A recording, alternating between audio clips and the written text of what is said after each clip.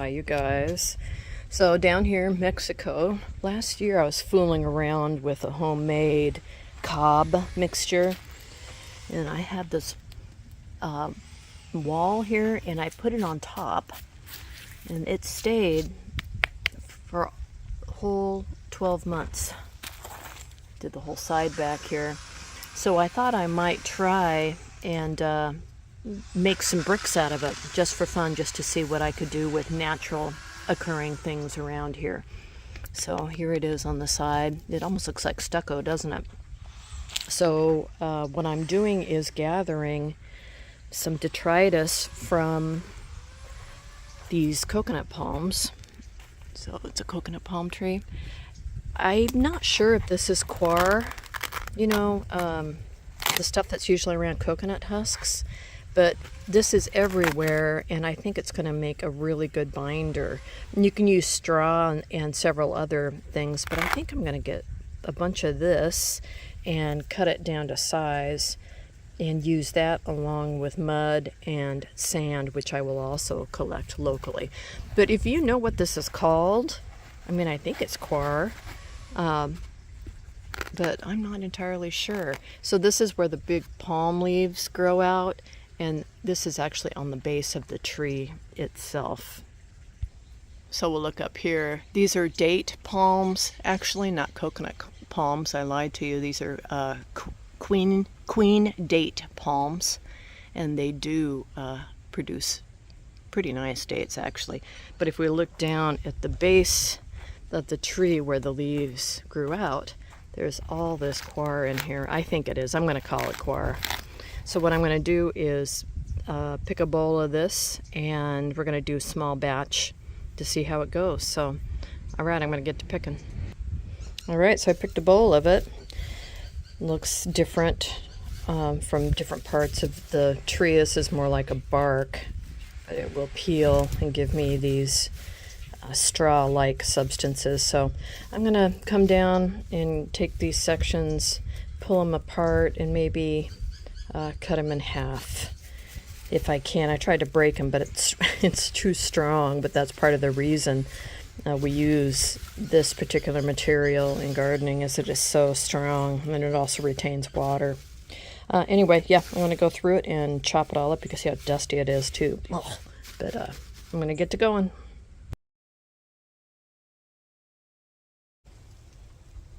All right, so I'm cutting to the end so I can show you how I got here. I ended up making two kind of flat bricks. This one has a lot of the coir in it.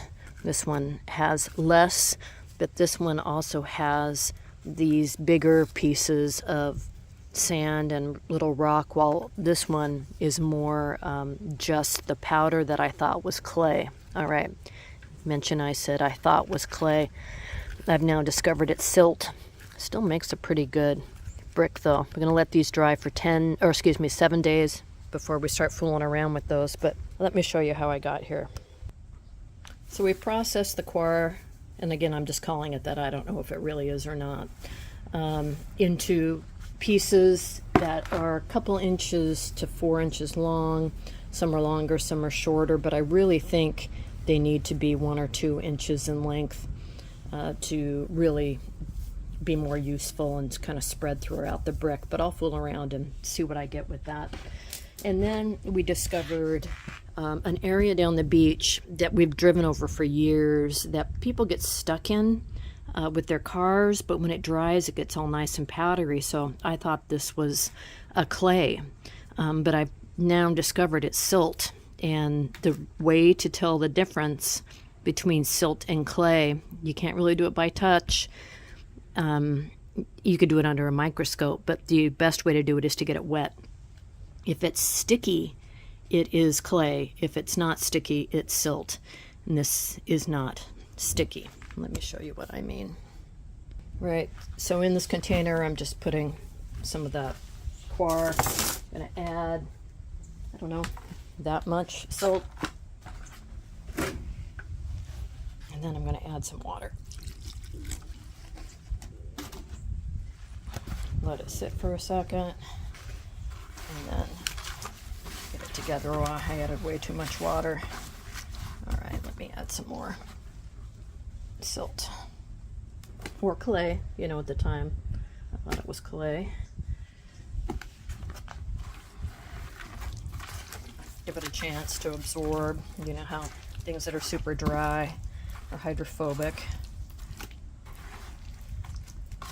But it acts like clay, doesn't it? I'm not a potter or anything, but I do use a lot of clay masks in my beauty regimen. So it acts like dry clay to me. But until you get it to this more dry stage, and this should be sticking to my hands. I shouldn't be able to pull it apart so easy, but the kicker for me is this. It's just fine, fine, fine sand. It's not sticky like clay is at home. It comes apart way too easy. And it's just, you know, so it's obviously not clay. But silt and clay go hand in hand, so where there's silt, there is clay. So I need to go back and dig in a hole adjacent to where all this powder is, and I'll do that. But for now, since we're here, let's make another brick out of this. We'll add some of this larger sized rock to it. I need to add a little bit more water. And let me give it a mixeroo.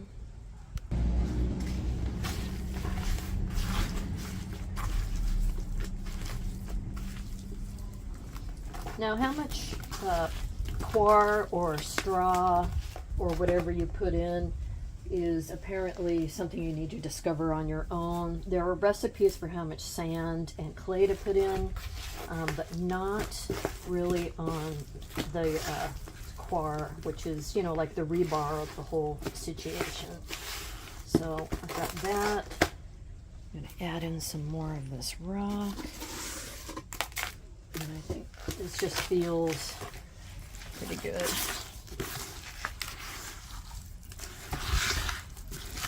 Alright, so I'm going to move it on over to our brick drying area, and let's throw it down for drying.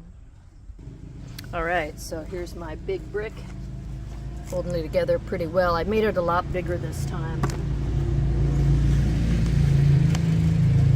Let's see if it'll hold together even longer. And what I did is I put down some rock like I would flour if this was a piece of bread. So I'm just going to kind of make it nice and square-ish. And we'll see. I mean, silt, I think silt can be used in Cob, but clay is much, much better.